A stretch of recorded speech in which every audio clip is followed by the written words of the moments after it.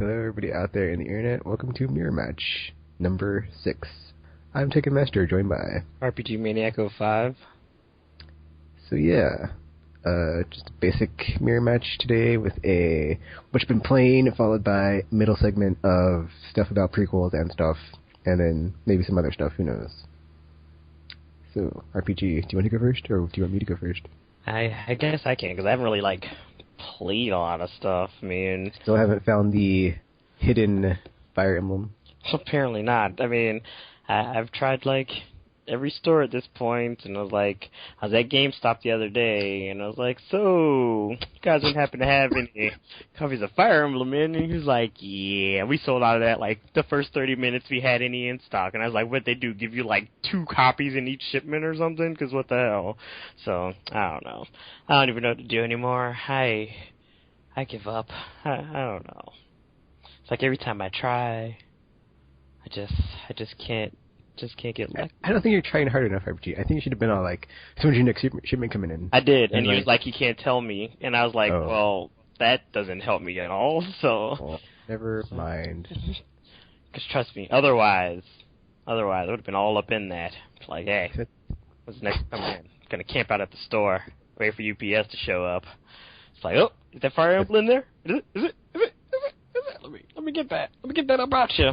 So. I used to kind of do that, but I don't do that anymore. I just show up way early because I know nobody's gonna be there, and then yeah, I'm so that game. And that's what I don't understand, because it's not even anytime I've been in that GameStop, it's never super busy. Yeah. The one that because the ones back home, there'll be a bunch of people in the store, and it's okay, I can understand if something gets sold out here, but it's here it's never so busy where I'm lines all out the door and stuff, even on release days for Call of Duty or something. So I'm I don't understand how are these things getting sold out so quickly?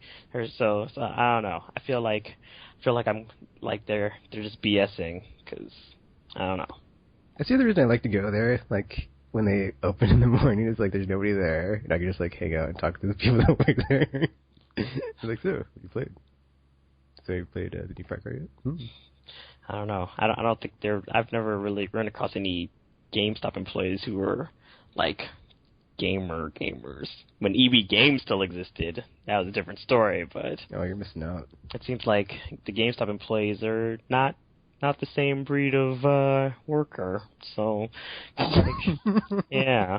Because there's times when I went into EB Game to buy a Shin Megami Tensei game, and then one of the guys would be like, hey, I like this series, and then he's and you can talk about that. But then now I mentioned it, and they're like, what the hell is that? I've never heard of this game before. So it's seriously, I'm just so disappointed in GameStop. But it's I can't even buy stuff online, so I'm just damned if I do, damned if I don't. So I don't know. When you're like I mentioned in the last episode of Aimless podcast, you could just go on Craigslist and be so, anybody want me to cook them a souffle with my First of all, skill, or chocolate something? Souffles require baking. I don't bake. So that won't be happening. Secondly, your ad sounds creepy, and you might get a different type of response than you're looking for. If you make it all salacious and intriguing, it might get more than some Fire Emblem. Just saying. Not a prostitute. It's not not how this works. So. Top this copy of Fire Emblem with $5. You can get a whole lot more. Almost sure that's illegal on so many things. So yes, that is not happening. The authorities don't have to know RPG. Just for anybody listening out there, don't take Tekken's advice to do any of these things, because, they are very inappropriate and, not the way to go about life at all. So, I don't know. Although he did mention, when I was there, that their last shipment came in on a Monday, so I'm guessing if they do get more in, it may come in on a Monday, which means if I'm not working on a Monday, which I usually am, unfortunately, I would be able to get there when the store opens and just wait there and be like, hey, about that shipment coming in. Just gonna chill here until they come and, scare away anybody else that tries to come in and buy anything. So I don't know. I think this is pretty unheard of because I don't think there's ever been a game that's come out that was like new, and I could not get it for weeks. Yeah, like, so that's what I don't understand. It's like it's so like I can understand like okay, first week maybe people beat me to the store or whatever, so it's like I can understand. But then it's like it's been almost 2 months. Like I don't understand what the problem is. So I just, I mean, I don't know if like this is intentional on Nintendo's part or what's happening, but they have to know that people are not, getting these games because they're not in stock. So I don't know. I'm sad now. I'm sad. But who knows?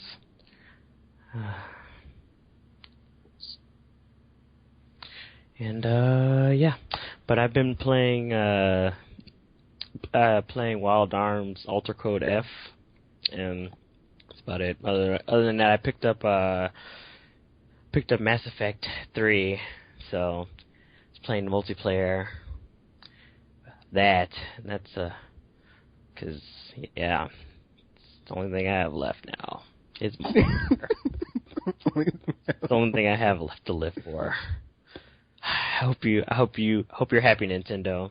You basically destroyed my will to live, so that's all I have left. It's multiplayer. Sigh. But yeah. Just wondering, RPG, before I was helping you to get so many credits, were you having any credits? I mean, I was getting enough on my own. I was playing matches long before you showed up with your horrible teamworkness. I don't know what you're talking about. Like, without me, you're like, I've only extracted on server once. No, maybe twice. I mean, that doesn't count, though. I mean, I had played a bunch of bronze matches. It just didn't do well on silver because my teammates seem to like I just get stuck with crappy teams. Like, there'll be sometimes I'll work with people and we'll be like, everybody's in a little tight-knit group and they're all giving each other backup and stuff, or we'll like break off into teams of 2 and, like spread across the map. But then it's like sometimes you get those people and just like as soon as the match starts, everybody just scatters and it's like, okay, so I guess it's every man for himself. We'll just, not help each other, and then those matches never last too long because eventually somebody's going to get down and then people refuse to revive them because they're all like, well, screw that, I'm still trying to get points and stuff, and then everybody keeps dropping one by one, and then eventually everyone's dead because nobody wants to help anyone. So it's just a mess. It's just a mess. So now I'm almost worried to even bother trying the gold or platinum ones, because I can imagine it's hard, and I want to go in there and be like, oh, first round, we're done. Already got screwed over. Good job, team. So yeah, you might want to beef up your stuff a bit more before you go into gold and platinum. I'll beef it up, all right. I'll beef it up. Silver, it's like, I would say until you get some experience and you can handle yourself, do not go beyond silver. Cause I'm gonna. If you think it's fun in silver when nobody's working together, just wait until you go to a gold game and everybody's like, "Yep, I'm not helping you. Man. I'm playing solo in a team-based multiplayer." Well, then people are jerks. That's when you're like, "Oh, they went down. Well, guess what? They're not getting revived because I'm all the way on the other side of the map." And completing the objective when they should be over here too, but they're not, so they can have fun either getting executed or using metagel, so sorry. Yeah. I also don't like the fact you can only carry 2 metagels at a time, because... Oh, you have to unlock the other ones. How do you do your capacity... Or you unlock the capacity as you go along. Cause, you start out with 2 in each thingy, but then you can get a max of 6, so... You mean through the packs, or? Yeah, through the packs. Oh gosh, that's probably gonna take forever. The magical random packs. Man, okay. I don't know. I was trying to save up my credits to get that the reserve pack because I figured it'll get I'll try to at least unlock all the characters that I can, and then just worry about items and stuff later. But it's the weapons I have are not great at all, and it's they don't come up all that often, so I only keep getting upgrades to the assault rifles and stuff that I already have, and it's like I see people using like these laser rifles and stuff. I'm like, I want one. What's happening here? I wanna shoot beams of destruction at things. So seriously, I just don't have the best of luck, I guess. But who knows? If I save up my credits, maybe I'll get lucky, or maybe I should just go for all the big packs, so that way I'll be guaranteed to get these things and won't have to worry about it. Because trying to use just the veteran and the recruit packs, it's like you really have to be super lucky to get anything useful out of those. So I think that's what I'm just going to start doing, to start saving up for... Well, the thing is, you don't really get anything good out of the recruit packs, and like on the veteran packs, you're just getting the okay stuff, but not the really, really good stuff, unless it's like a random rare card, then you're like, ooh, a golden one, but then it could be anything, so it's like, you don't know if it's going to be a character, or a weapon, or a gear slot. It's like, oh, well, so, that was not something awesome at all. Well, then that means I'm going to be forced to play like silver and gold thingies then, because I need the credits. Well, you should just like go to silver from the start, because people can carry you on silver. It's like you're not that much of a burden on silver if you don't know what you're doing. Yeah, like you're gold not is like that much of a burden. It's like, yeah, it's okay. You're not in the way that much. We'll allow you to suck a little bit. The gold is like being in Left 4 Dead, or not Left 4 Dead, but The Walking Dead, where you're like, oh, I found this in the door. It was just there, and I took it. And then you get everybody killed. Whoops. It's like, hey guys, I found this. Where was that been? In the door. Oh, really? So then the floodgates open. It's like, thanks for that. Remind me to kill you if we get out of this alive. So, yeah. Yeah, there's that too. It's just like you're getting assaulted on gold. It's like, yeah, you're not on the offensive. You're on the defensive, because everywhere you look, something's trying to kill you. Well, I don't think I can try gold anyway until I get like better weapons, because the ones I have now they just don't cut it at all. Because even in like silver matches and stuff with the bigger enemies, like those giant spider robot things or the other ones or whatever, it's like they just don't do much. I can only like get assists unless they're like almost dead, and then the other people just kind of leave them alone. It's like, okay, I guess I'll just kill them since we just left them here to, reap us all. So, but yeah, it's like, I don't know. So I'm just gonna have to try to save up credits and get the good packs, and hopefully unlock some. So I'm still trying to figure out whether I should like go for weapons and then worry about characters later, or get characters and then get the weapons. Because it's like I want to try out the other like classes, or not other classes, but the other characters in the classes that I'm using. But it seems like getting a character in the classes you like is like, it's like the game intentionally skews away from it, because I've unlocked so many like infiltrators and sentinels. I'm like, I don't even use these classes. I don't want this. So it's doing this to me on purpose. Damn BioWare, trying to screw me over. Yeah, well, I've played for like over 350 hours, and I'm still missing characters on 360s. Oh my gosh. Have fun with the roulette. So, alright, let's see if I get a character. Seriously. Oh, it's not a character. Darn. Why would they do this? Why would they do this? I mean, I spent like 6 million credits or something crazy just to get the Asari Infiltrator when it came out, and I was like, I'm not going to stop spending credits until I get it. I'm not going to stop spending credits until I get it. And I finally got it, and I was like, I don't think it was worth it, but yeah. Spit on my credits. But it's like, well, then, I don't know. And then you were, like, never around whenever I was, like, I go online to play. I was like, oh, maybe Tekken's on. And he's not. Way to not be there. Way to be a horrible teammate, as usual. So. Well, it was a long work day, and I was like, I can help RPG, or I can read some comics and fall asleep, so. You weren't there when I needed you, Tekken. You weren't there. And I died a lot. Hey. I never made any promises or anything, so, I was there. I never said... Gamer was there, too. We were all there. We all heard you. That's not a lie at all. It is not. And everyone will vouch for me, because it is true. So, yes. But, I don't know. I mean, it's enjoyable. I just wish I didn't die so much, because it's like every time I turn around, somebody needs to come and save me. I'm like, I know they're getting tired of this.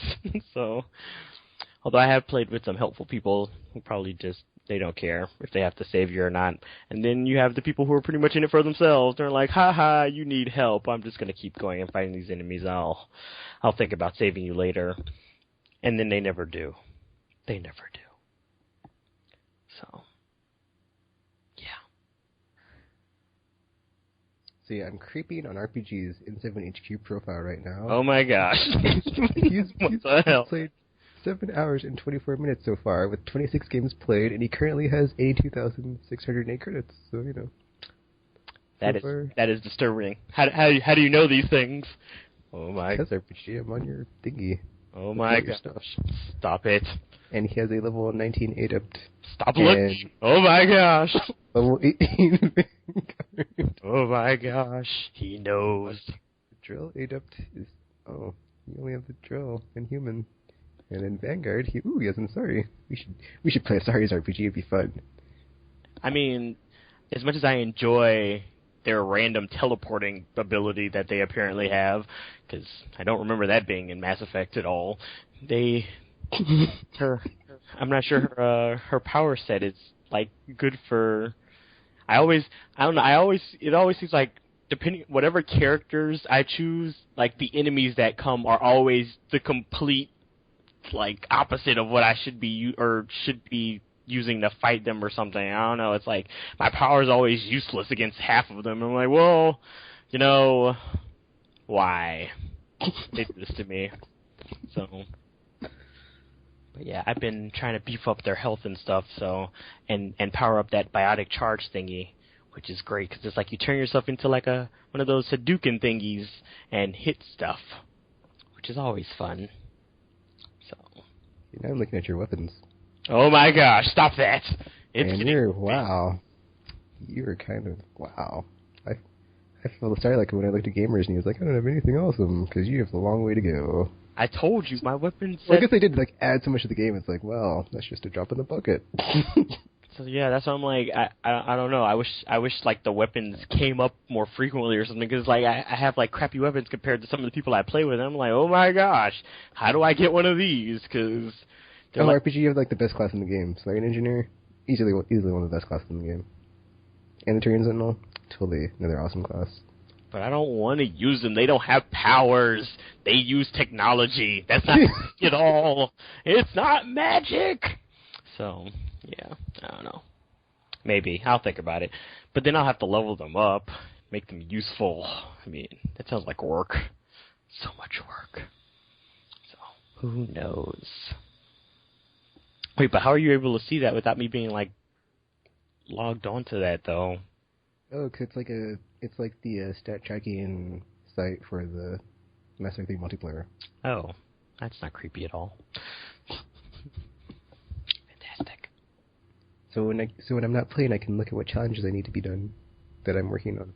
So I can get to my best of the best, even though that won't happen anytime soon. I don't know, some of the because I was like scrolling through some of the characters and I was like, some of these powers sound cool. Too bad I'll never have them because it's like impossible to get any character unlocks. So, don't know. But I guess there's like certain classes that work better for certain things. I see quite a few people playing as like that giant death thing. Yeah, they kind of can't. Well, it's not that they can die, but they can get insta-killed, so... That's why people use them. That's why I'm glad to see them whenever I get into a gold or platinum game. I'm like, okay, I can just hide behind him. That's usually who I stick with whenever I get into. I was like, well, this guy seems to be pretty good at not dying, so I'm going to just stick with him. So, that's usually, yeah, how that goes. RPG, like, one of the classes I'm still missing you have... But I'm only missing them on 360, not on PS3, but I play more on 360. So. Which one? The Alliance Infiltration Unit. Oh, yeah, I don't even know how I got that. I think that was like one of the first classes I unlocked, actually. And I was like, what the hell is this? Don't even do this. What's going on right now? So, yeah.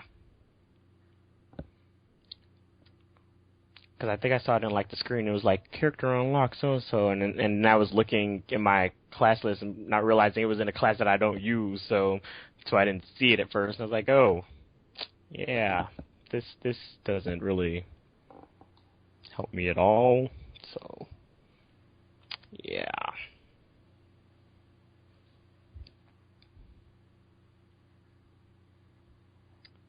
Alrighty. So yeah, is that how you've been playing? Yeah, basically. So yeah, I played some Mass Effect 3 multiplayer with RPG. It was fun. And I will try not to be there for him. Way to screw me over. Way to be. Way to be. The RPG, I will totally get us extracted every time we play from like now on because I feel bad now. You should. And I would just pull out my Kirk and Sentinel and be like, I got this RPG, and proceed to mow down everybody. Yeah, you say that now, and then watch come next week. I'm like, yep, still no Tekken. It's been a week now. Because now I have a reason to grind for credits now, and yeah. Yeah, because I need credits. Me too, because I still don't have everything. Which makes no sense. You've played for so many hours. Yeah, but it's all random, so I never know what I'm getting. It's like a box of chocolates RPG. You never know what you're going to get. You do know what you're going to get because they list them on the box. Chocolates now. Yeah, not necessarily. Yes, necessarily, because they have to know what's in them so people don't have like some kind of random allergic reaction and sue them. Something in that line. So yes, you do know what you're going to get now. Life is no longer like a box of chocolates, because that box of chocolates can kill you. No one likes a lawsuit. So yeah, there is... So like a box of chocolates, because that box of chocolates can kill you? Yes. Oh, good. You're welcome. You should all fear box of chocolates now. Deadly box of chocolates. That's what this episode will be called. There you go. But yeah, besides Mass Effect 3, I played Dragon Quest 6, and I'm finally no longer stuck on where I'm still stuck, but I'm past the part I was stuck on, which was finding the dude to make my weapon. So, but this is annoying, because after I did that, I basically got stuck again, because it's like, I talked to the magic lady, and she's all like, go here, do this, and I was like, okay. And I was confused, because all the NPCs kept saying stuff like I had to have this certain character in my party, and I did. And then, like, this item I didn't know I had, I had to use it, and I was, like, looking through all my inventory, and I was like, do I have this weapon or item? And it took me forever to find it. I was like, oh, I had it all this time, so I finally did that and used it, and then got this cool magic spell, but it uses all your MP when you use it, so it's like it's like a last-ditch effort to, like, use if you ever need to just kill something. So I haven't used it yet, just to see what it looks like, so I didn't want to use all my MP up at the time. Why don't you just, like, save and then go do a random encounter? Because I don't want to have it spoiled until I need it in that moment. I'm like, all right, it's time to pull it out. All I know to attack, and then I'm like, laugh so hard if it does like no. Yeah, just about to say. And I'm like, what? I did a whole quest line for this stupid ability and it doesn't do anything. Yeah. But there's that, and I'm trying to legendary weapons in this game. Such a pain. Like, it just drags on when you're trying to find that crap in this game, because it's like I found the sword.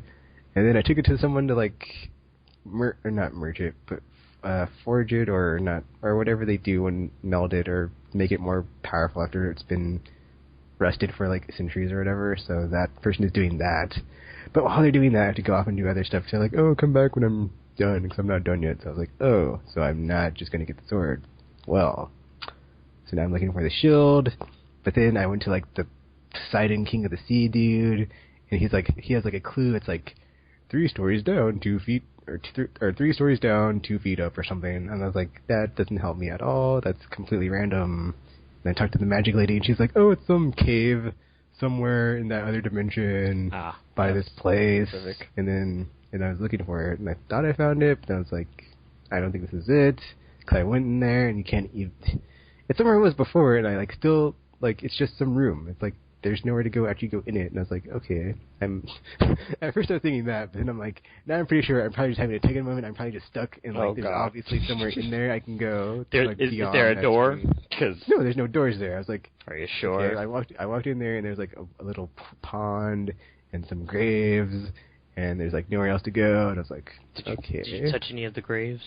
I touched everything. Okay, I was like walking around. I walked around the room, hitting the buttons to see if it did anything, and I was like, oh, well, this isn't doing anything, so I don't know. That was not awesome. And then I thought I was going to get another magic carpet because I took it to some people to, like, make or whatever, and they're like, oh, we can make your magic carpet magic again, and yeah, I'm just kind of tired of the game right now. It's just dragging on, and it keeps like getting me. Whereas like, oh, I'm past this part. Oh, I'm stuck again. Oh, I'm past this part. Welcome to Dragon Quest. And it's like I can no longer say that it is like as good as 4 and 5 because this didn't happen in 4 and 5. Like I looked at my time, and I've been playing for like 60-something hours. I was like, this is getting old. I gotta get past this game because I think I'm gonna lose this. But I finish this game soon. So luckily, I'm at least close to the end when I have like the legendary crab to go fight some big bad monsters. So ready for it to be over. Ready for it to be over. And then it's like after I finish with that, I have no idea what I'm going to play. So I'm going to look and see what's on my handheld game backlog, so I can be on that when I finish it. Because Dragon Quest VI just dragging on like nobody's business, and I cannot wait to not play this game anymore. But yeah, besides that, Mass Effect 3, well, I guess one thing about Mass Effect 3 is I finally started playing, like, it was only one match, but I'm finally starting to, like, start my steep climb into the challenge that is the, what is this challenge called? The map mastery, where you have to basically clear 100 waves on a bunch of different maps on gold. 100 waves? Yeah. The hell? Well, it's better than 100 extractions RPGs, because you have to survive till the end. But this was just 100 waves, so it's like, you know, you could totally just, like, play 3 waves and die on, like, 30 times or something, and then, you know. But yeah, that's going to take a while. But then, it sucks because that's on 360, where I haven't been doing the N7 mastery, which is where you promote your characters. So, I still have, like, what is this? You have to do 60 promotions to get that, and that takes a long time as well. So if you promote your character, like it doesn't like reset your class level, does it? It's just like that character loses its power. You go back to 1. The hell? Why would you do that? Because I think you get something for single player where it's like you get more war assets or something. I guess. And then, it also, well, yeah, your N7 rank goes up, but it doesn't mean anything, so that's, like, the only reason you'd ever want to do that is to do that challenge, so, yeah. So, like, right now on PS3 where I'm actually doing that challenge, my N7 rank is, like, 1,733, so out of the 60 promotions, I've done it 32, so I'm over halfway, but, like, yeah, that's still a long time. I refuse. At least I'm over half, then I can just be done with it in, let's see, 28 more promotions. That's still a long time. It is a long time. So yeah, another reason to play the RPG, I can just keep promoting my characters. And, cause like, the first time I played with them, he was like, why are you not using the full level character? And it's like, yeah. Yeah, because like, what was up with that? I was like, how would you come bring a level 8 character into this? It's like bringing a knife to a laser gun fight. What good is that? What? So, like, RPG, trust me, okay. I know what I'm doing. I'm a trained professional at, like, Mass Effect and stuff, and, yeah. You say that, and then, next thing... And, you know, every time RPG goes down, and, like, actually, I don't remember what happened, but somehow he did... Oh, I was trying to teach him how to, like, survive the extraction wave, and then, like, he didn't follow me, and then, like, he got stuck at the extraction with, like, the dumb people that we were playing with. And I was like, RPG, no, you're not going to stick on protection at the very beginning. And then, you know, I just set it out in the safe spot. And no, because you, like, you come to me, you, like, you just, like, led the giant things over to the... You're like, oh, sure. Here, he says that. These giant robots. Oh, let me just go the opposite way now that I've already brought them over to my teammates. Okay. What the hell? I can't help it that they spawned by me. It's like... if I led them to you, that would mean that they followed me there, but they didn't follow me there because they went to you, not to me. So, they obviously just went for the blood in the water because there's more of you there, not me. So I can't help that you guys are playing aggro on the group of enemies when clearly it's all our fault. Not the teammate that abandoned us after leading the enemies to us. It's totally everybody else's fault. If it wasn't for me, we wouldn't have got. I got the bonus credits because I survived, but that would have been a failed extraction. See, this is what I'm talking about. All about himself. He just doesn't care. If Gamer were there, he would totally happy and be able to testify about this. Well, we'll check with him tonight then. Oh, we will. Because I'm pretty sure he'd be like, yeah, let's help the team, instead of taking it oh, they're coming. Guys should probably not. I'm just gonna be over here, completely on the opposite side of the map. It's all right though. Hey, I'm just saying, it goes to show it's a sound strategy, and it totally worked. And I was the one that came out alive when all my teammates died. Thanks a lot. And I wasn't even using level 20 characters, so sometimes, like RPG says, it beats like that. Yeah. Way to be. But, yeah, that's all I've been playing, I believe. So... Okay, I have stuff that I'm itching to play, but I haven't been playing it, so I'm going to shut up. But yeah, that's all I've been playing. So I guess we can talk about prequels after this, and whatever else, and stuff.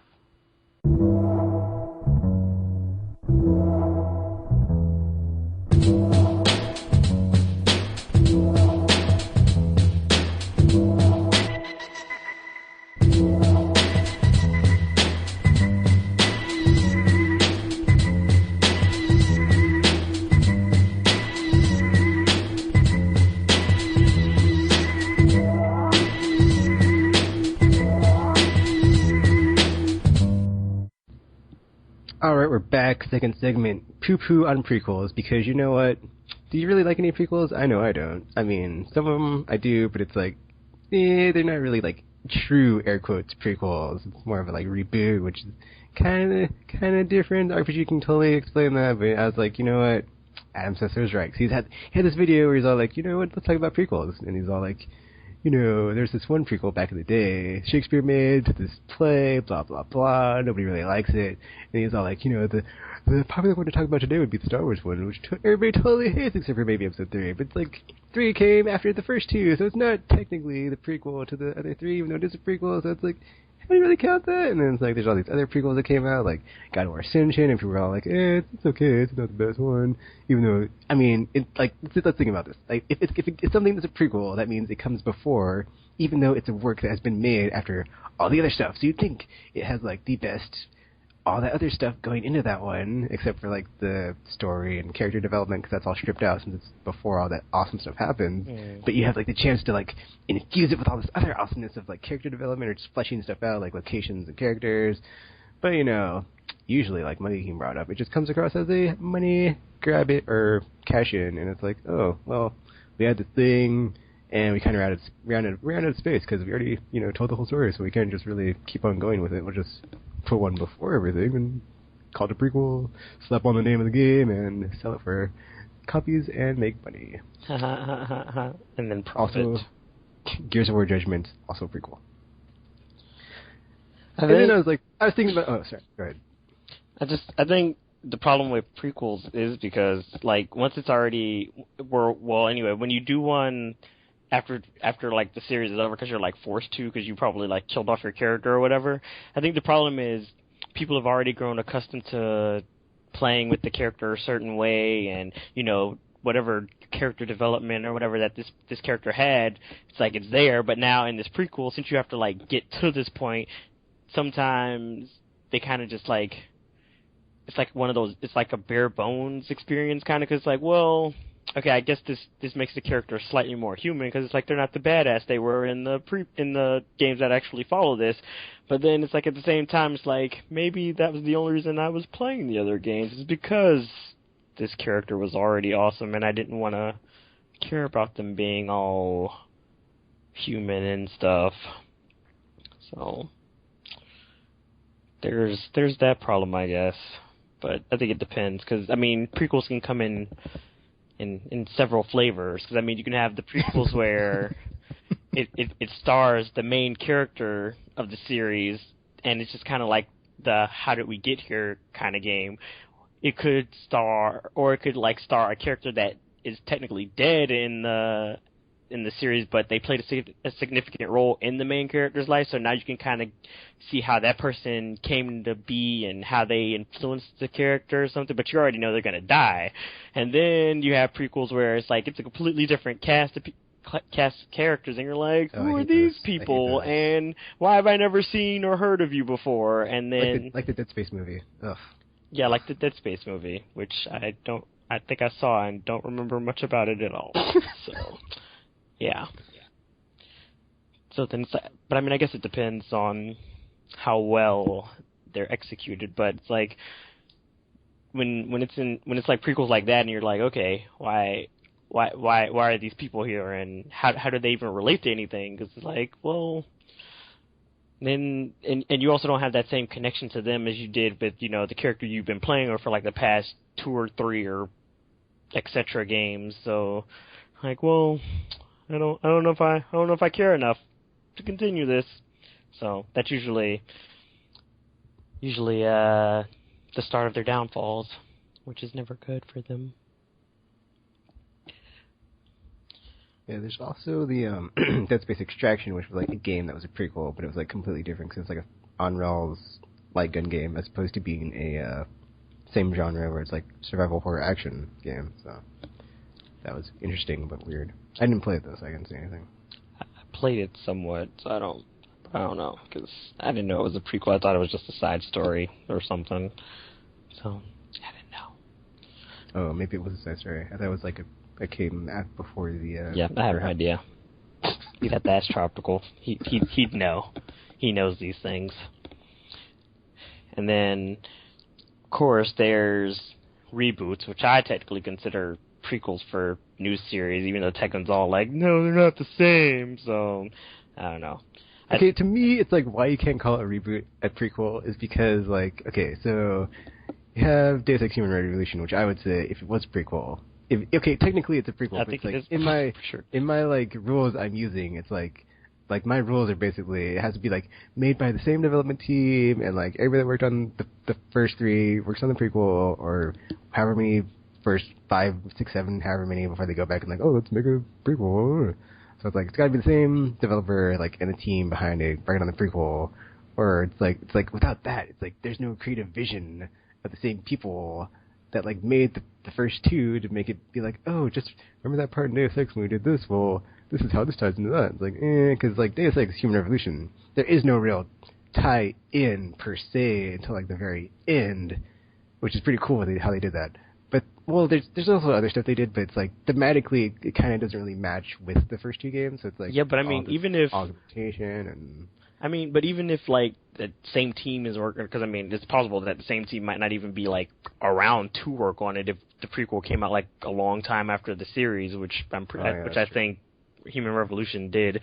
It's like, it's maybe they played the games or something before they went into development or something, or maybe they probably should be forced to, because it's like, well, here, you're developing a prequel to this game, you should probably play the game, so... But which apparently is not always the case. Some people just kind of go into it. It's like, yeah, we'll wing it. What's the worst that could happen? So, but I think yeah, with crap, I forgot where I was going with that. But I think like reboots can work as prequels because like even though they like change things, like some people change like origin stories and the characters themselves, I think at the same time it kind of gives the developer a little bit more freedom with where they want to go, because now it's not like a foregone conclusion. It's like, okay, well, this is where the series has to end up, because now it's like, well, it's a reboot, so we basically can start this franchise over from scratch, and it's pretty much we can just make our own origin up and, you know, kind of do things that we may not have had the chance to do the first time, but we wanted to do, but we were just afraid to because we didn't know if we could or not. And then the reboots kind of they can give them that creative freedom to do that, and then they could also, you know, maybe, because I mean a lot of like gamers' taste and stuff like changes over the years, so they can kind of, maybe people are okay with, darker subject matters now, and it's like maybe our series doesn't have to skirt around certain issues. Now we can actually go ahead and tackle them head on, and just go all in there and do stuff. So, I think they can kind of work as prequels in a sense, because it's like an origin for a new series, and even if the reboots are prequels and they are supposed to technically fit into the already existing universe, they can still work, because you can have elements from the series that you can kind of just loosely follow, but not just be so hard in it, or just find some character that didn't exist in the other ones and just have them die eventually, and you'll be all right. So there's that. See, that's why I can't get on the whole reboot as prequels, because it's like it basically works more as a jumping board into having a retelling of the franchise in like modern, or like whatever you want to do with the franchise in like the current continuity of the universe. It's like, let's do this with it. But it's still like an origin story though, so it functions. Yeah, but where it goes is not the same destination as where it necessarily ends up with the original version. So it's not. So it's like, that's why I can't get behind it, because it's like, oh, well, yeah, it starts the same, but it ends completely different, even though the origins are the same. It's like, not so much. I guess. I don't know. Because, like, Tomb Raider, it's like, alright, Lara just started out shooting dudes in the face? I don't remember that. Well, maybe she changed over time. Because, if the new Tomb Raider works as like, the new Tomb Raider reboot works as like a prequel for, Tomb Raider in general, they can kind of, follow her stories from where she turned from, archaeologist? Is that what she is in the game or something in the game? Yeah. Well, whatever she's doing, she went from her humble beginnings into some crazy femme fatale, and then she kind of mellowed out a bit, because she's like, okay, I can't just go around mass murdering. It's not cool. So maybe I should go back to my tomb raiding roots and fight dinosaurs, because those still exist in my time period apparently, and stuff like that. So. I'm going to stop killing people and start killing animals. Yes. Because, people accept that. Except PETA. They don't like that. But everyone else is okay with it, so it doesn't matter. Well, she does kill, like, henchmen and, like, mercenaries, but, well, I guess the thing is that, like, thinking about it, like, from a video game standpoint, is, like, the technology that keeps, evolving. So it's like, back in the day, it wasn't as violent as it is now. It's like, I see a video review, I'm like, holy crap, Tomb Raider, Lara, why? She's just shooting dudes in the face. I'm like, Lara, what happened? Miss Croft, no. She was pissed. That's what happened. But it is cool though. She's like a badass now. She can just like kill dudes left and right. It's like, it's cool, but it's kind of weird, because it's like, whatever. It doesn't, kind of like, I don't know. I can't really say if it like takes away from her adds to the sex appeal, but it's different. So whatever, no big deal. Yeah. Except like I can kill dudes with guns and crossbows and explosives and oh. This could be the reason why she started wearing or started carrying guns. 'Cause, she's like, should be prepared. You never know when I might end up on a deserted island with monsters and mercenaries. Should probably be prepared for this. So there's that. But I guess like that's like the one good thing about reboots, even though I still don't consider them prequels, is like you can still like freshen the experience for like a new take on the franchise, like XCOM did pretty much, where it's like, oh well, we took this really old series and this one takes place. Well, I don't know if it takes place before all the others, but let's just say it does. So it's like, oh, and like now I have XCOM Enemy Unknown, and these aliens came and got all this technical stuff, and hopefully they have like more of them, because that'd be pretty awesome. Because I go back and play the old ones, and they're kind of unplayable because they're way too hardcore, and I'm like, yeah, this is not as fun as the current XCOM, where I can just send dudes out and like shoot stuff and have them die and have dramatic reactions like, no, my sniper, why? So yeah. Oh, permadeath. It'll do that too. But yeah, then like the weird thing about the Mortal Kombat one is like that basically is why it's a reboot. Is because like Raiden goes back in time to tell himself about stuff that happens in the future.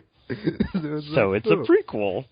So it's like, yeah, it takes place in the past because duh, because I went back in time, and then and then all this stuff happened, and it's a reboot because the mechanics are different, but it's still a one-on-one fighting game at its core. So as far as like gameplay goes, it's not really that different.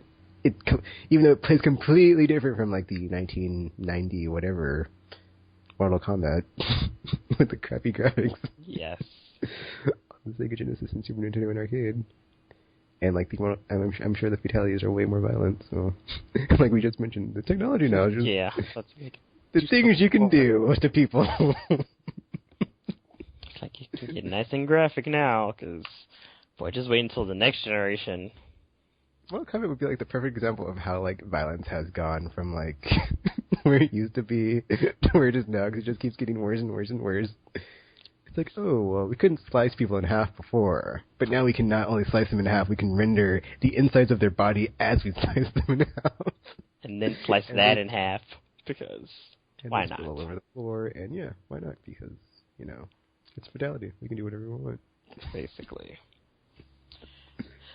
I think another thing with prequels, when it comes to, moving off of the reboot thing, with prequels in general, is like, they kind of takes a little bit of the suspense out of the game itself, because it's like you know the character's not gonna, if it's the character that's been starring in the whole series, it's like this character isn't gonna die. So any situations that seem like, oh no, this is a helpless situation, how am I ever gonna get out of this? Part of you're just like, well, I know you're going to, because you have 3 more games out there, so obviously you did something.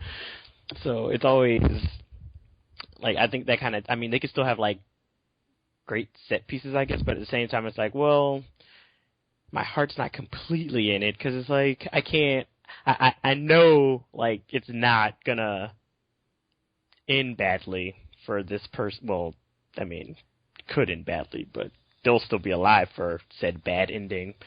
So, but it's like that suspense isn't there for me. So I guess like story wise, I may not be on the edge of my seat as much as I would be in like any other game, and I guess that kind of takes away from the experience too, because it's like while you're enjoying a game, and it's like, okay, part of the good thing about the story is like you have these moments where it's like, well, I don't know what's going to happen next. I don't know if so and so is going to survive. I don't know if they're going to get out of this mess. But then you kind of know they already are when it's like a prequel to something, because it's a prequel, so they kind of have to, because otherwise there would be no series. So yeah, there's that. But then when you have prequels with characters who, on the other hand, may not have been in the other series, like with Crisis Core, with poor Zack, because everybody already knew from the get-go it's not going to go well for him. So it was more of a matter of when and how, because it's like, yeah, you are not going to survive this, sir. I'm sorry. It's not happening. But yeah, it depends. With the series, yeah. 'Cause I'm not necessarily against prequels like Tekken is, because I'm not against prequels. I'm just saying, like, after thinking about it, I don't really like most prequels. So I don't know. I played some that I've. Well, I wasn't like just talking about video games. I'm just like sorry, as far as like movies. Prequels in general. Just prequels in general. I don't know, because like with let me think of a prequel I've played that Metal Gear Solid 3 to me is like the best prequel ever, but it's not a direct prequel to Metal Gear Solid 1, so it's kind of technically not really. Well, isn't it a prequel to the series though? Well, that's the thing though. It's not like it's a Metal Gear Solid game, but it's a prequel to Metal Gear, not Metal Gear Solid. So it's yes, yeah, be all technical about it and stuff.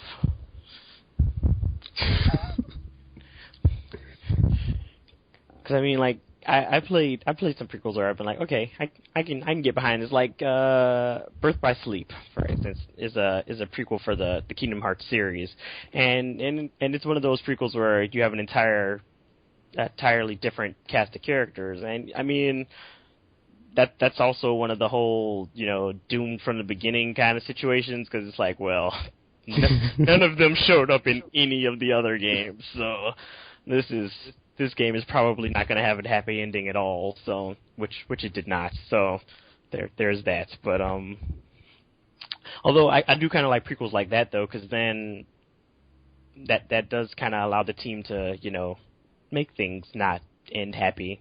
And I mean, always having a happy ending isn't necessarily a good thing. Sometimes you got to have that tragedy and that drama there, because it's like, oh, how can we fix this? Because now my soul hurts. Because I want this to not be bad. So there's that, I guess. Because yeah. Yeah, I also listed some stuff when we were talking about this on Facebook. Like, if you look at Castlevania, that game is all over the place. So it's like, if you have that many entries in a series, if you're just gonna keep going back and forth in time, it's like, can you really ever say, oh, this one's a prequel, because it takes place at the beginning, when you keep going back before that part, and it's like, yeah, that because when they had Castlevania on the PS2, I think that was before all the others. But then, the newest ones, the Shadow something. Lords of the Shadow ones? Yeah, Lords of Shadow. That was, before all those. So it's I'm just stop caring and keeping track at this point, Castlevania, because you're all over the place and you have, over 20 years of games. It's that, it's just, yeah, it gets ridiculous after some time. Same thing with Zelda, where it's oh, well, this one, the Skyward Sword is the first one in the timeline, and blah blah blah blah blah. How does it work with series like that though? Because it's the Legend of Zelda series is kind of all over the place when it comes to continuity, because they're all alternate dimensions with the same or similar story. But it's how do you have a prequel for something like that? I don't know. I haven't read my copy of Hyrule Historia yet, so I can't tell you. Oh. You can also look online, because there's timelines that people make. So they do try to explain that. Yeah. Weird. Also, Metroid, because Metroid Prime is my favorite, and I looked it up, and I didn't know it was the second one in the... Well, as far as timeline goes, it takes place after the first Metroid, so it's oh, it's only the second game, even though it's one of my favorites. So it takes place before Super Metroid and all the other ones, and that was weird. And I was okay, whatever. I don't really care, but... So I guess the first Metroid game is still the first one, because they haven't made a prequel. Even though there's a bunch that they make, and they're oh, this one takes place before this one, but after this one, but not after that one, and it's timeline is crazy. Wasn't Other M supposed to be a prequel for... No, Other M happens after Super Metroid. Oh. I think, let me look it up. I'm pretty sure it is. After Super Metroid. And this is why reboots and/or prequels are weird sometimes. It's that's another thing too, because it can be confusing as well. Because I guess that's the one thing good about reboots is that they just wipe the slate clean, and they're this is the beginning, this is the first part. Yeah. Instead of you having everything after this follows. Instead of you having a prequel to stuff that already happened, and it's well, where does this fall in the timeline, and when does this happen, and why is this going on? It's I'm so confused. Yeah, Other M happens after Super Metroid and before Metroid Fusion. Oh. But it's funny because, on this thing, it has Metroid Pinball as an actual game in the storyline. Awesome. Well, I mean, she can roll up into a ball, so I guess the pinball can happen. She, got stuck on a world made of bumpers and stuff. I guess that's a thing. I don't know. But yeah, I put on Facebook, I was there are prequels I like, but none of them are direct prequels to the franchise they're part of. Metal Gear Solid 3 takes place before the other Metal Gear games and not before Metal Gear Solid 1. Same for Star Wars Episode 3. There are 2 prequels before that one, and it isn't the first prequel. And then also Beast Wars, because I love Transformers Beast Wars, which is the beginning, very, very beginning, but it's wait, it's so far before. They said that was part of the continuity, though? It is to me, so I don't really care. But I'm not sure that's how it works, Tegan. Not like sure it's before G1, but there's like series that take place after that one, so it can't. Well, I guess actually maybe it could be since it is like the first one. I don't know. I'd have to look this up. I'm probably wrong. Thinking about it now, I'm like, oh, I guess it is a prequel because there isn't anything before Beast Wars yet. But there's story stuff before it, though.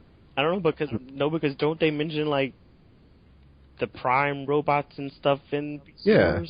That's why Beast Wars is so awesome. It's like it like has the G1 Transformers in it. It's like, oh, it's actually part of the universe and stuff. But then I'm pretty sure in like the comics or something, there's probably something that predates Beast Wars. So it's like, yeah. I'm pretty sure there has to be, because doesn't Beast Wars takes place after the whole war? Oh yeah, you're right. Thing, it's in the future. So it would have to in be. The future, but that's right. I forgot about that. I always forget how it's like in the future, but it's like they just on a primitive planet or something. Yeah, like the humans aren't there yet. So yeah. So yeah, that doesn't really count as a prequel then. But I guess it's not. It technically counts as a sequel series. So there you go. I'm confused. Yes, and this is why prequels are a problem. Because then it throws series all out of whack. I think side stories, by extension, kind of add to this too, because it's like when you get like prequels, because prequels are almost like spin-offs in how they're done, since a lot of times prequels only happen after like the main series is like finished, and I guess developers are like, well, we still want to make another one in this series, but we kind of finished it, so guess we can go back to the beginning, maybe? Make a little side story? Not confuse a few people, no? Or when they release the side story as the sequel game, like they did it for Super Mario Brothers 2, and it's like, oh, it's actually Doki Doki Panic, but the real Super Mario Brothers 2 is too hard for those Americans, so we'll just JK. Put some Mario characters in it and slap on Mario 2, and yeah, play as Princess Peach and Toad. Yeah. Yeah, that happened. I played it. But it's all just a dream, so, who really cares at the end of the day? Yeah. That series has gone through some weirdness as well. And it's like, does Sunshine take place after 64? When, like, after you save the castle, and he's like, oh, let's go on vacation, or is it, like, before? I don't even want to look this up. I don't even look this up. We talked about this before on Aimless. We got this aimless discussion about the Mario timeline, and I'm not even going to bother. Yeah, I think... I'm not sure if it exists. Yeah, when it comes to Nintendo's, like, Nintendo series, they like to jank up timelines and stuff, so it's always like, well, how do you fit all this into one cohesive timeline without all the crooks and cracks that timeline should not have, because that's not how time works at all. So, yeah, those are things. But from like a video game perspective, it's like you're doing prequels. It's like the problem is that like their mechanics in your game are going to have to be like a bit stripped out. Oh yeah, because it takes place before, so your character's either going to be like depowered or not as awesome as they are in future versions. And that's what I was kind of talking about earlier when I was like, well, if you're doing one of those how we got here type of stories, like now your character's not as badass as they are in others when they have like all their powers and weapons and all the fun stuff that made them awesome to begin with, because now you're like, well, I'm trying to use a certain ability, and that's like, all right, I don't have that ability because it doesn't exist yet. I have not gotten to this point, so I think that's part of the issue with prequels as well. Depending on, but I think that's only a problem when it stars the same character as the main series, which I think developers can kind of get around by using a new cast or like a character that's not in the current series anymore. So there's that, I guess.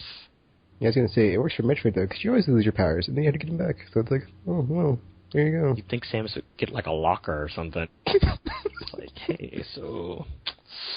Yeah. I know, right? Just put it in your ship. It's like, okay, in case I lose any of my armor or powers, I can just go back to my ship and restore it to 100%. It's like, this has happened 6 times already. I should probably keep better tabs on my suit and stuff, because, yeah...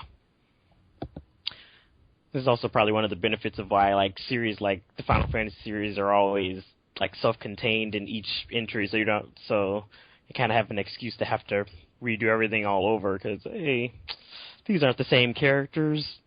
But of course, in the few sequels that they do have, it's probably strange when it's like, hey, this character should have these things. Like, why is Yuna having pistols and not magicking stuff up and stuff and whatnot? And then, like, the other reason why Mortal Kombat works so good is just because it's a fighting game, so your characters have the same moves as they do in the future, because they're just the same martial arts that they're using. It's not like they're, oh, well, I don't know how to fight anymore, so... Man, that would make for a really sucky fighting game. Same thing with Street Fighter, because, like, that is, like, a weird timeline, too, but I'm not even going to get into it, because, like, 4 takes place before 3, but there's 1, and then Alpha, and then 2, and whatever, just... It's crazy. Oh, Japan, you and your time licensing and stuff. They're like, you know what? We could just take a few liberties. Time is all random anyway. It's not a straight line at all. It totally is, because it's time. It's kind of how it works. At least until we discover time machines, I guess. But I feel like we would already have them by now, right? Because people who have time machines in the future would have came back already. Because that's how that works. Stable time loops or something. I don't know. I'm not a scientist. Just play one on TV.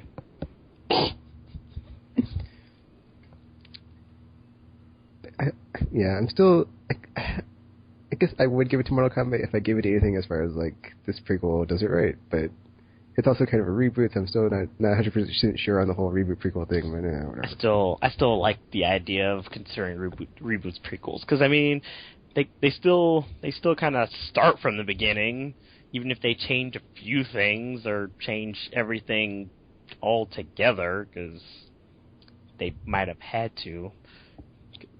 Sometimes the series needs a little freshness, kind of makes things interesting.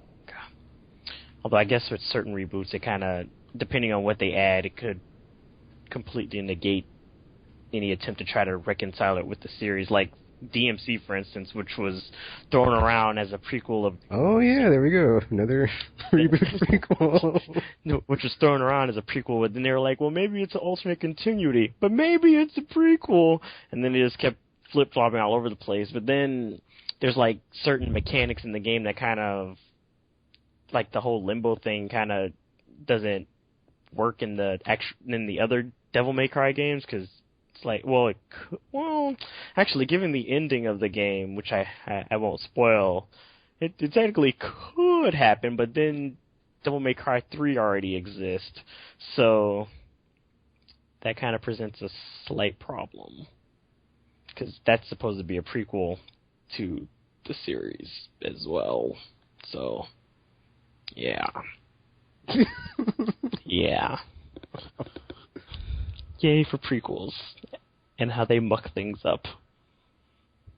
I was also going to say, as far as like the whole mechanics or whatever carried over, like this is something Adam Sessler brought up in his review that I watched of Gears of War 3. Is like in like the last, I think it's like an unlockable stage or something, or last chapter for Gears of War Judgment. Is like you get to play a part from Gears of War 3, but it plays like Gears of War 3 as opposed to Judgment, where it's like the controls and the control settings are different, so it doesn't play the same, and then like it feels more like Gears 3, so basically like you're playing Gears 3 in a Gears of War Judgment game, and like having them side by side, it's like, oh, well, Gears of War Judgment's actually better, so it's kind of weird how that went down, where it's like, oh, well, maybe this... But then if it's a prequel, then it's like, why can't the other ones be this awesome? Like, why? Actually, and didn't they I think they like intentionally chose like a certain time period because they were like they had to have like a certain weapon in their prequel for them to do it or something, because otherwise they're like, well, if we didn't have is it called the Lancer or something? It takes place right as the Emergence Day starts. Yeah, because I think the locusts pop out of the ground for the first time. Because I think they intentionally because I know some people who are actually like fans of the series, or because I think Yukino mentioned something about it. Cause she was like, it's like she would have preferred it if they were going to do a prequel that they actually went full prequel and did stuff during, I guess, the war or whatever that happened before. I'm not that familiar with. I think it was the Pendulum Wars. Yeah, or something like that. Because I'm not that familiar with the series because I've only played the first one a bit and whatever.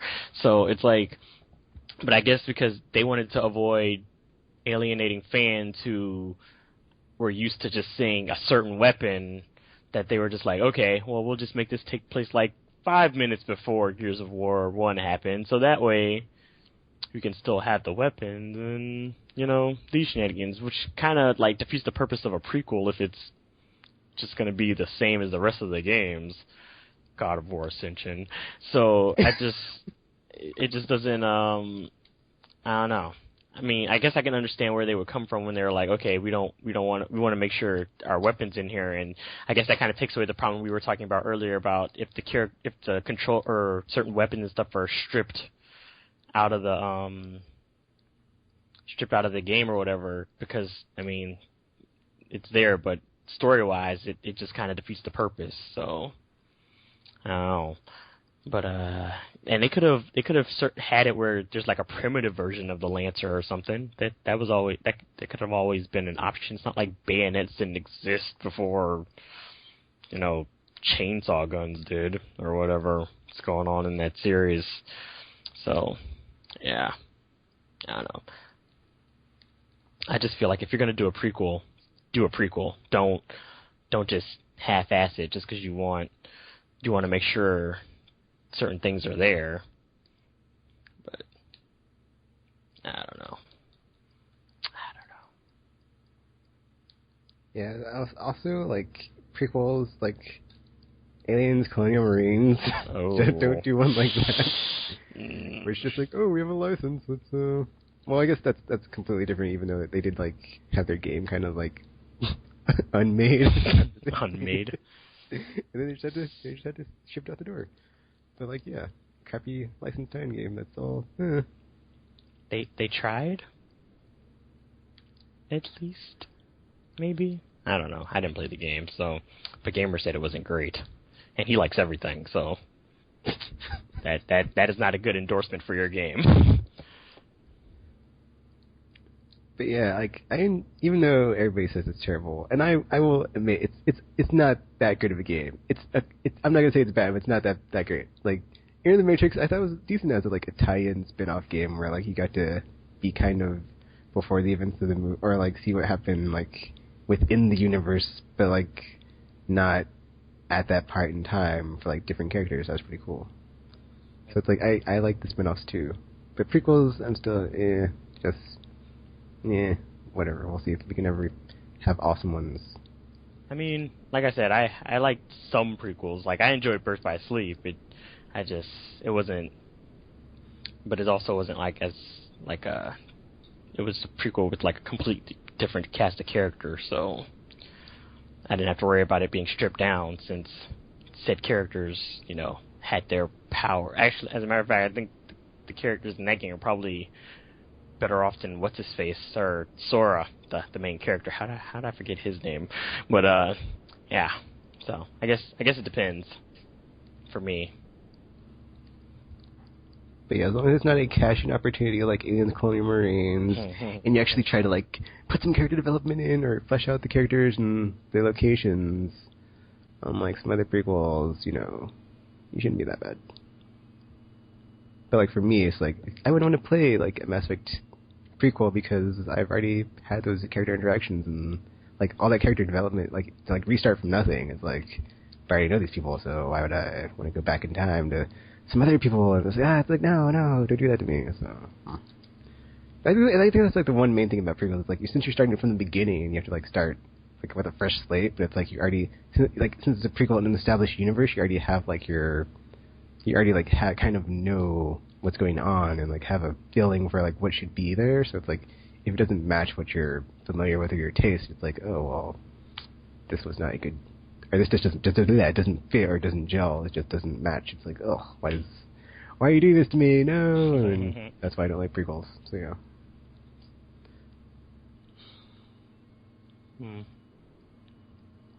Except for Deus Ex and Metal Gear Solid 3. So I don't know. I think I like prequels. I like the idea behind prequels, like the whole idea of showing us how we got here, kind of thing. But I guess it just depends on how See, well it's to me, done. it's like that could just be done in like a flashback sequence. Like you don't really need to like have a whole game or whole movie dedicated to the beginning in the long time ago. I think it depends, because like with certain prequels, maybe there's just too much there to just be like, oh, this happened in a flashback. So I this guess is how that's we a got good point. here, so. But it seems like it's never really done well enough.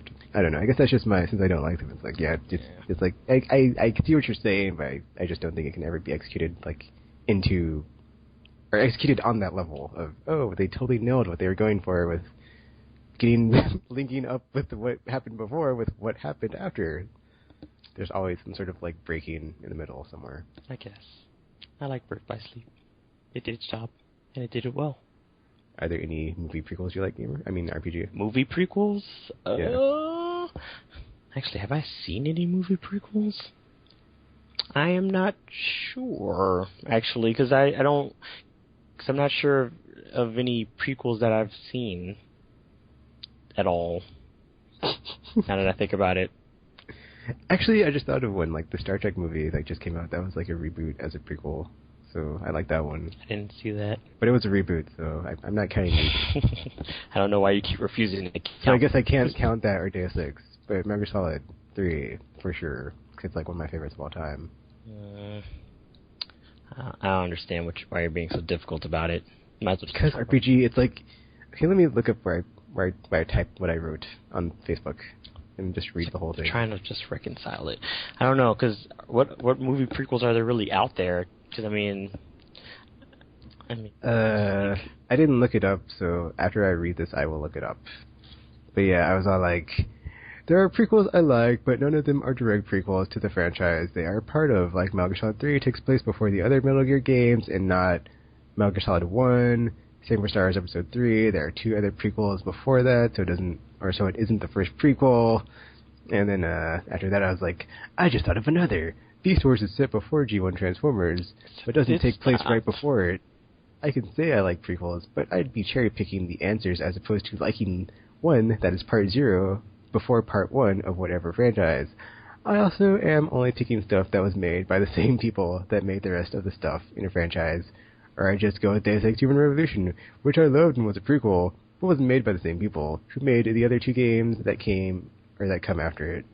And then about the whole Metroid thing, or Castlevania, I was all like, it also doesn't help that some series, Zelda, Metroid, Mario, are all over the place as far as timelines go. They're all Nintendo franchises. Or is only implied when the game takes place, or never stated at all. Castlevania is a perfect example of this. Just watch the Part 5 retrospective on game trailers because they somehow managed to have games take place in various periods of time for over 20 years and keep a running series of characters, which is insane. And then I was like, oh, Mortal Kombat. Okay, I think I just thought of one. The Mortal Kombat reboot, but picking a fighting game is kind of cheating, since whenever they go back to the beginning, the gameplay will of course be better, since they've had time to refine everything.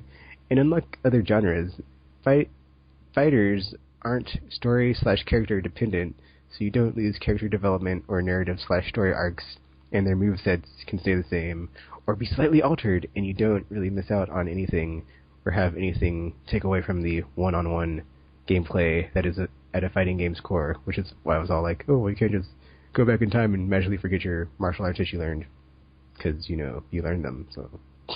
Unless you go that far back where you're like, oh, I'm just a kid, and I'm going to the school for martial arts to fight stuff. Danielson style.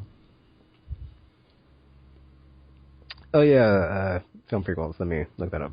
I was like, what am I supposed to be doing? It's like the only ones I could think of on the top of my head, I know, because wasn't Prometheus supposed to be like a prequel to the Aliens series or something? I didn't see it, so I don't know, but is that a thing? There's a lot on here. Is it really? Hold on. It's got a bunch of Godzilla movies, well, of course. Star Wars. This is the Godfather part. Wow, well, Star Wars was told entirely in prequels, wasn't it? So that doesn't really count, does it? Actually, it says Godfather Part 2 is a prequel to The Godfather. The hell? See, even the movie people are just screwing stuff up now at this point. It's like, what is going on? But I'm on Wikipedia, so they might be like, oh, then all the Planet of the Apes movies. Yeah. Those. And then the new Texas Chainsaw Massacre in 2006 was a prequel to the 1974 Texas Chainsaw Massacre. How? What? I don't know. It's on here. Because I saw that movie. I mean, it wasn't great, but... And then Exorcist the Beginning, prequel to The Exorcist. Really? is that what that's a prequel to? A bunch of Aliens vs. Predator and Prometheus and Alien vs. Predator Requiem are prequels was to a prequel, then. Alien. Indiana Jones and the Temple. I actually don't understand how some of those would be prequels, though. Oh, The Thing. That one was a prequel to John Carpenter's The Thing. But I haven't seen that. I saw that one, so... but I didn't know it was a prequel at first. I thought it was just a remake. Until, apparently, it ended with, like, what appeared to be a sequel hook, but was actually the hook to whatever the first movie was happening, so... And then it has, Tremors 4. Oh, Tremors. Yes. That. I mean, I'm not gonna lie. I kind of enjoyed Tremors. So, I mean, I didn't see up to 4, but I enjoyed the first one at least. Oh, and then Red Dragon and Hannibal Rising are prequels to Silence of the Lambs. Yeah, I didn't actually watch that movie. It was long. So it's always weird where I'm like, I can't watch a 3-hour-long movie, but I'll play like a game for 80 hours, and I'm like, this makes... My issue with long movies is just like, I feel like they're wasting my time if they're not good, so it's like, why even watch them? And there's that too, I guess. It's like, I'd rather do something else for 2 hours than sit and watch something, so... That's true. Which is why I don't watch a lot of movies now anyways. And then Dusk Till Dawn 3 is the prequel to the Dusk Till Dawn. Yeah, I think I only saw like half of the first one, so... Dumb and Dumberer. Oh god. Prequel to Dumb and Dumber. Isn't that the Oz the Great and Powerful supposed to be like a prequel too? And that's a recently released one. I haven't seen it on here. Hmm. It might be one of those reboot prequels where it's like, we're going to have this cast do the whole thing. And not even tie into the whole version. I don't know, because I saw like... Because, I mean, they show like the witches and stuff. Them, so I think they're going to do like the whole thing. Oh. Then, and just not even be like... Never mind then. But I thought somebody else like owns the rights to some of the stuff, though. So that should be interesting to see how they pull that off then. I just saw that like all the actors and actresses like signed a contract of like multiple films. So that's how they get you.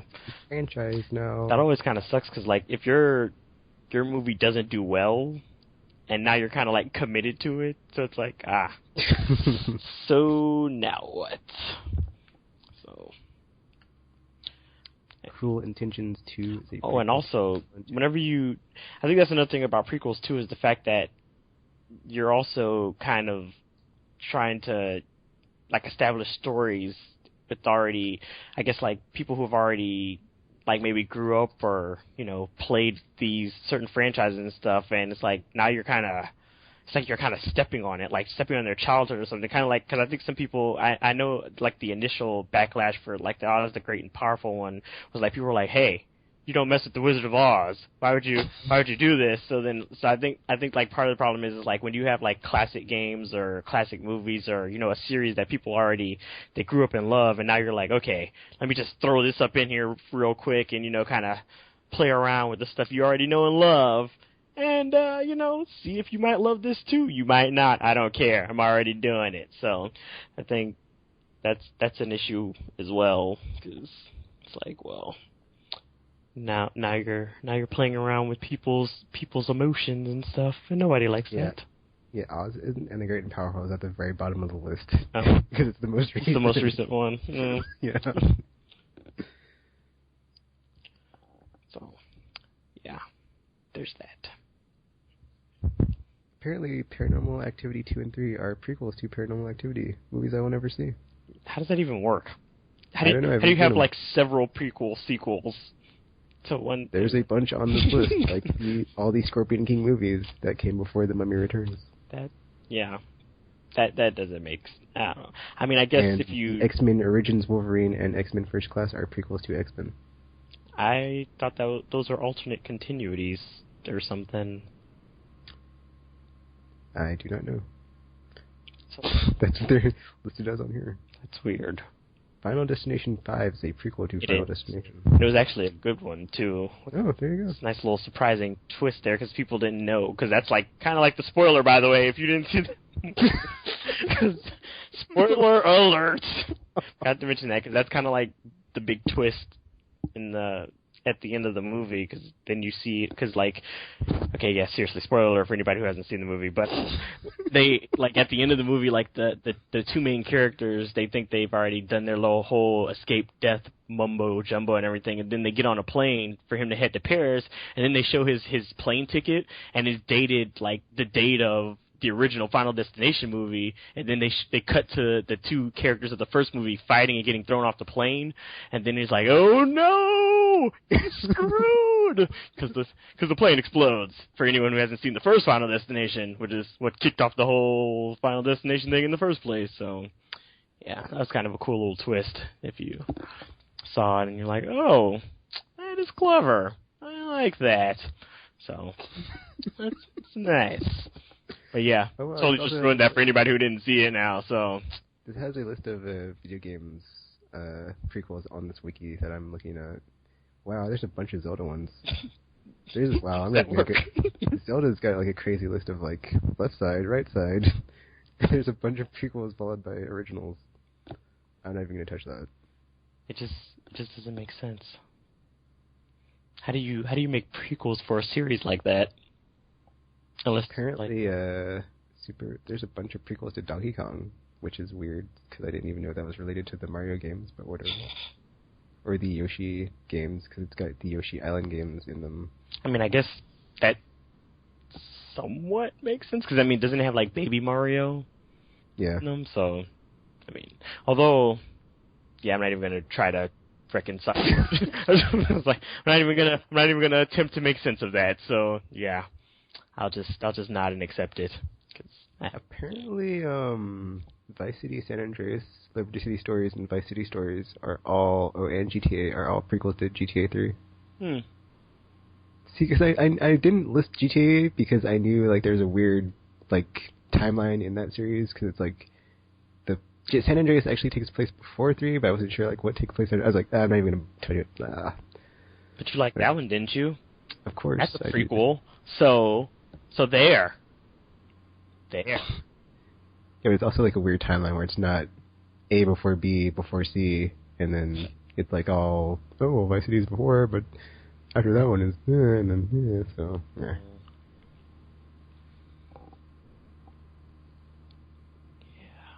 Daxter takes place before Jak 2. Who knew? I mean, I guess that, wait, what? Wait, that's no, what it says. Didn't... no. I don't even know anymore. I keep it. No.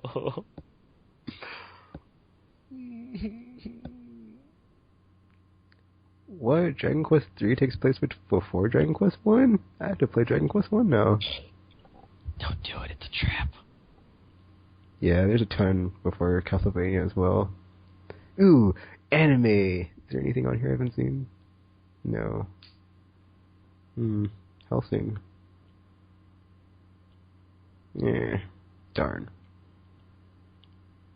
The problem with anime, though, is that because of the way they do it with, like, the OVAs and stuff, is like you still have those kind of doing reboots. They're like mini reboots in the series, but they also, like, do prequel stuff, so it's those are animes so weird with their timelines as well in terms of series is it has a short list though from manga and anime. There's not very much on here. It's probably because people are afraid of prequels.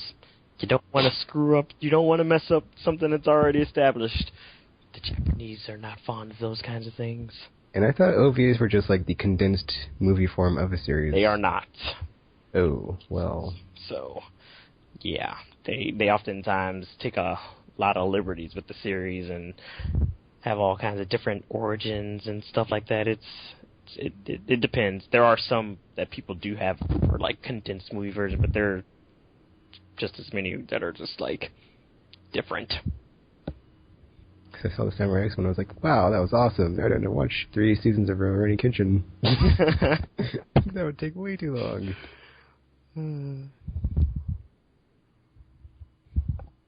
Okay, so I guess are we done talking about prequels? I guess. Is there any news to talk about? Sure. Plenty of news. I don't know. There's like one thing we talked about before we came on here. Oh, there was the Final Fantasy X announcement. So you know, for the PS3. If you're one of those people that were too young to experience the awesomeness of Final Fantasy X, and you know, like, you couldn't play it on PS3 because they gutted the backwards compatibility. And they didn't put it on the store for you to buy for like $10 because they're evil like that. They're like, oh, let's just put it out for $40. I'd say they couldn't re-release it because you know how Square Enix is with their milking of the train and cow. Yeah. Their cow train. Although let's just call it that. At least they didn't do an HD remake of Final Fantasy IV, I guess. There's so I guess there's that. Not yet. Yeah. Or because they already have like a version on the Wii and PSP and the DS and everything else that's been released.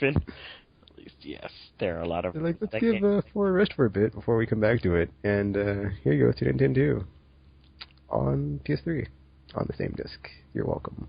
Yeah, because no one asked for it. It's actually, I think, the international version. It's not like the vanilla American version. So it has all the extra stuff. But I mean, the final mix is like just like, like yeah, here's an extra boss or something. But I mean, I don't care anymore. I really just played for the story. Is that the one that has like the interlude between the 2 games that was only in Japanese? Which one? Or was that just like or was that just like a video they put out in Japan? Like the one that has like the Eternal Calm video, where it's like they're talking, it's like got Yuna and Kimari and I think Lulu or something, and they're all talking, and it's like, it takes place before Tin and Tin 2, and they're all just like talking, and it's just like a cutscene. Or something. I don't know, I have to look it up. I know it's in Japanese. I don't know what you're talking about. Ooh, well. I think it was like some video they put out to like connect the events of Tin and Tin 2 to like keep you excited or something. I don't know, because I mean they showed like stuff in Tin 2 that kind of took care of that in like flashbacks, so it wasn't that much of an issue kind of thing. 13 is the one that had the Japanese only in between thing that I know of that you may be referring to. So I don't know. Yeah, it's a story that bridges the gap between Tin and Tin 2. It's like 14 minutes long. Interesting. I will give you a link to watch. Did not know. But other than that, also apparently there's some special edition Pikachu 3DS XL that's coming out in North America. So all those people complaining that we never get any of the cool stuff, me. They finally said, you know, we'll give you something, I guess, because everyone loves Pikachu. So yay, Pikachu. I don't love Pikachu, by the way. It's like my least favorite character ever. So part of me wants to buy it, but then part of me is like, I already have one, I don't need one, so it's like, yeah. Yeah, don't do it. It has Pikachu on it. Be the worst mistake of your life. But it's an XL, and I could get an excuse to get one. But like, ooh, it has Pikachu. Hey, Pikachu gets the latest RPG. Mm-hmm. Since when? Since everybody likes Pikachu, didn't you know? I don't. But you're a dude, so it doesn't matter. I guess, but Pikachu sucks. That was ladies. Sorry. I don't like Pikachu. He sucks. he just sucks. So. Also, pouring out for my homie, John Riccatello, stepped down as CEO of EA outside. I was like, what? He knew what he's doing, and they were kind of on the right direction. Not really, but thanks, Origin, for like the whole botching of the SimCity launch and you're welcome. Causing that to happen. Is what they That's said. What now.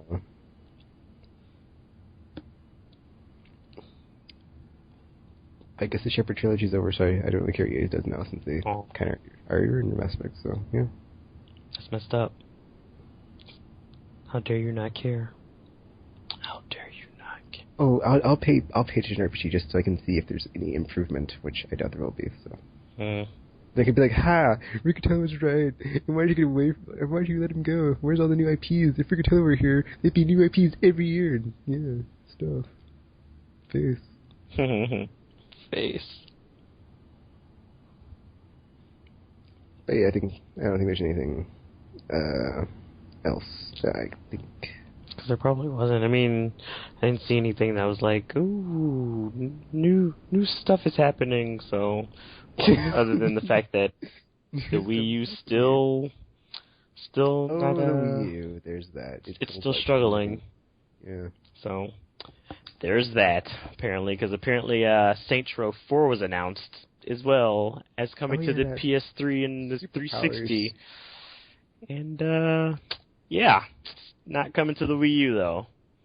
So you're welcome, anyone who is hoping for multi-platform releases, because yeah, you're not getting them. So yeah. So remember E3 when they had that screen with all third-party developers on it? Remember that? Yeah. How do you like that screen now? It's probably, if you saw it now, it probably wouldn't exist. But you'll just have Nintendo's name on it. I think the Ouya comes out soon, but Chocolate's not here, so I can't ask him about it. So yeah.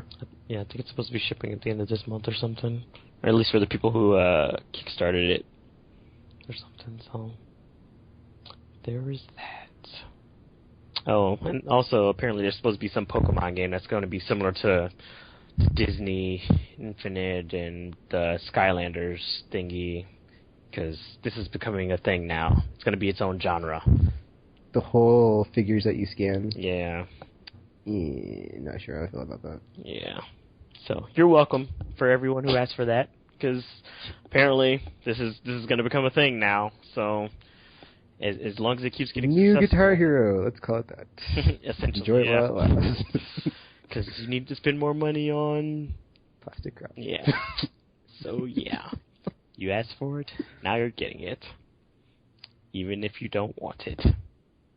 So yeah, I blame Activision. Had Skylanders not been so successful, probably wouldn't have spawned this Disney one and this Pokemon one. Because now it's like Disney owns a Marvel, so it's like... And Star Wars. And Star Wars, see? So it's like, if they really wanted to, they could just kind of break off and do multiple franchises for these things. And there'll be nothing to stop them. Nothing to stop them at all. So, yeah.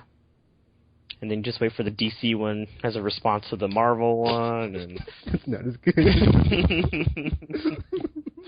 Yeah. So, it's eventually going to become its own genre. Which, I mean, I guess it was bound to happen. Because, yeah, everyone loves stuff like this. Isn't that how the whole world of Yu-Gi-Oh! Works? Cards and sticking them on stuff to make them work. Like magic. It's going to happen. Soon we're all going to be battling for the future with a card game. You're all welcome. Oh, man. So, yeah.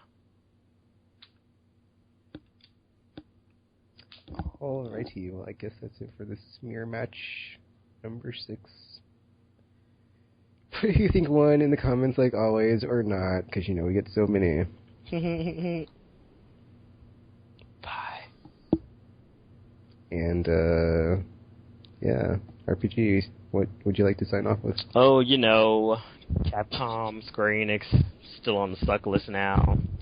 So, way to go there. Which, by the way, tried going to GameStop to fix the whole code thing, and nothing. So, sigh. I'm not gonna get my DLC, which makes me sad. Well, I mean, I could buy it, but that requires me to buy it, and I was promised it for free. So, it's a matter of principle at this point. Oh, man. But yeah. So I keep gaming and don't suck. Oh, there's also the Left 4 Dead 2 cross Resident Evil 6 thingy compilation, or not, or the thing they're making. Resident Evil 6 and Left 4 Dead 2. I think it's just characters in the games. I don't think they're gonna make an actual like game that's like stuff. It's just like a sharing of assets and stuff. So I think it's also only on PC. So yeah. Another sorry console fans, but this is a Valve initiative, and you're not gonna get anything. Whoops. All right, and then so yeah, I guess that's it. And feel free to check out Aimless podcasts wherever we're at on the internet. Do it. Or else. Facebook, YouTube, the website and stuff. I've been making videos. iTunes, RPG has, and I need to make a response. Well, not a response, but I need to make. He totally like brainstormed my brain into stuff, and I was like, "Ooh, I can make an F the Haters video."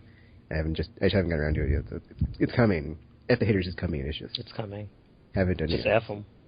Just F them. All right. Till next time, or see you here, see from us again. Till whenever. This is Aimless Podcasts, and we're now signing off.